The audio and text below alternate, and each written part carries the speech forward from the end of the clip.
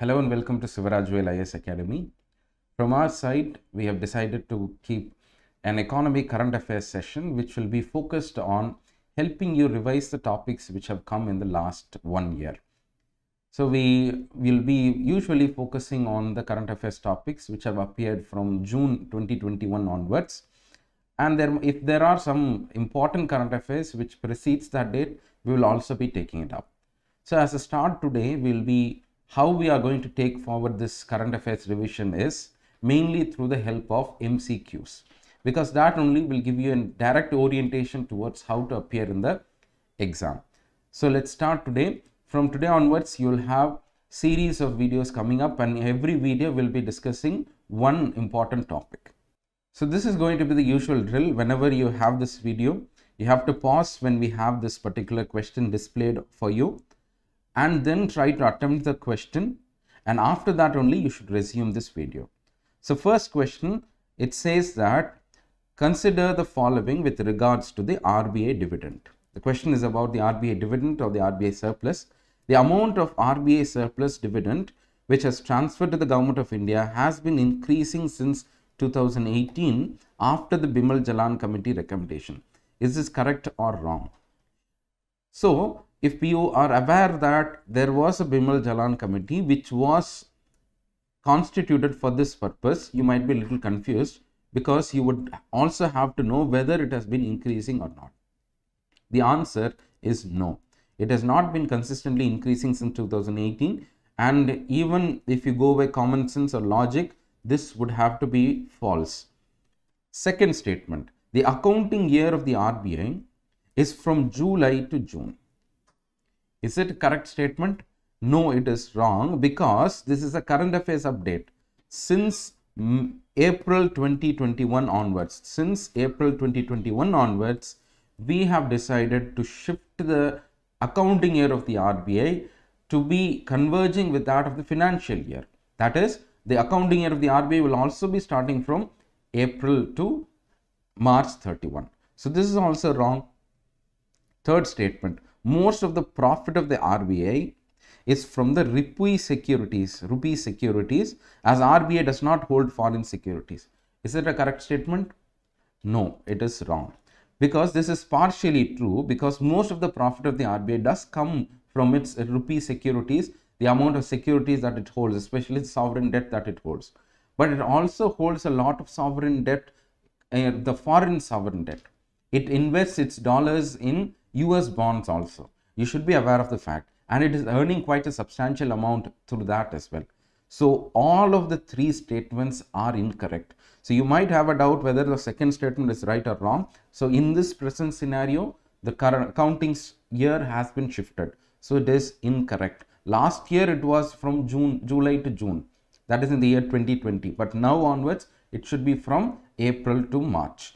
So none of the above, that is option D, will be the correct option. So to substantiate more on this particular question, let's go through how the RBI dividend has been. So if you see in the year 2018, that was the year when the government started to demand more surplus from the RBI. So in that year, it was 50,000 crore, and immediately following that year, there was a huge windfall for the government in the form of 1,76,000. Then in the year 2020, it was only 57,000 crores, owing to the amount of profit which the RBI was getting was a little bit diminished due to the ongoing pandemic.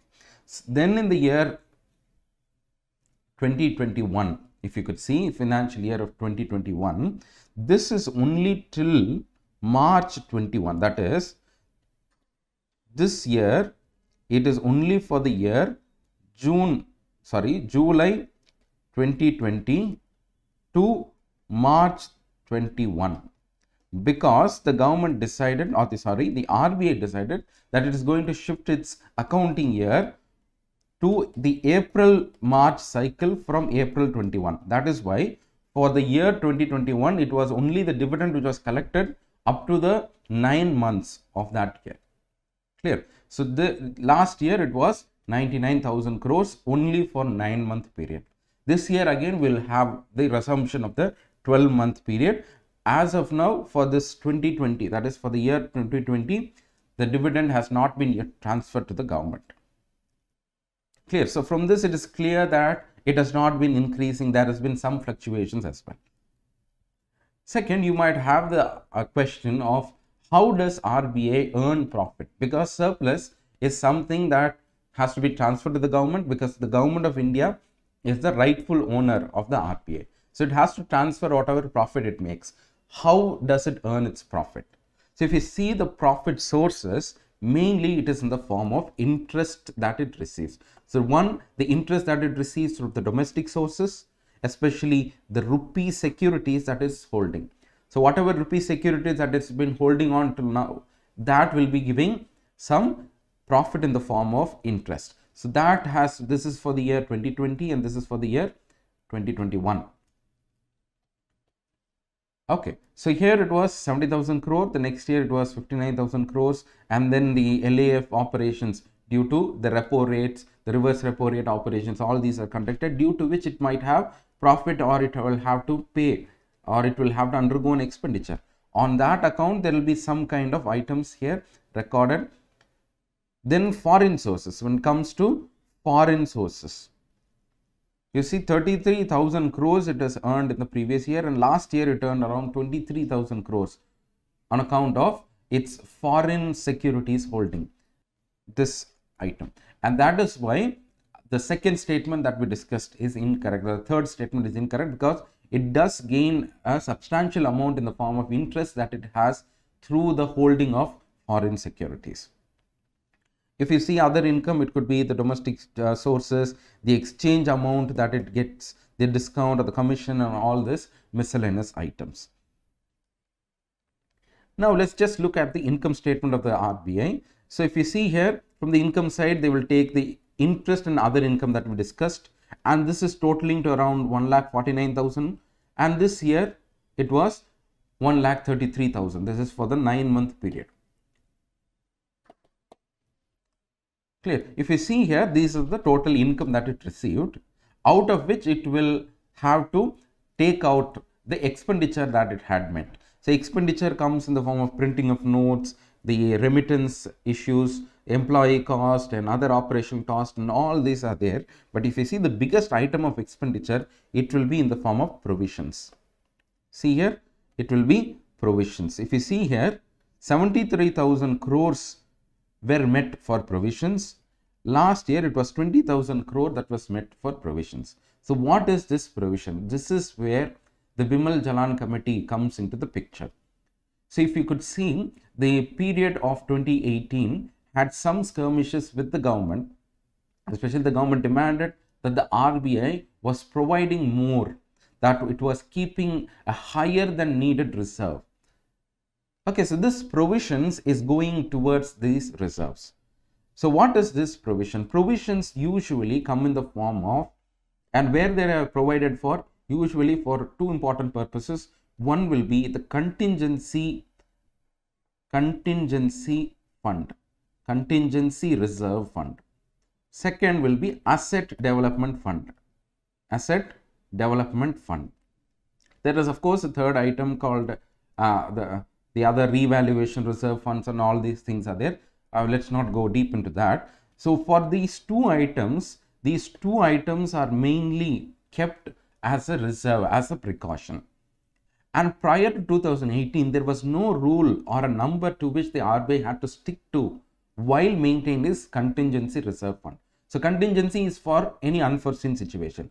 So RBI had the discretion to provide for itself any amount and remove that from the income and then give the balance to the central government. For example, if you see in the case 2019-20, because it provided 73,000 crores for provision, the balance that the government could get was only 57,000 crores. The same happened in the year 2018 and prior to that. So it was providing more. So that is the counter argument of the government of India.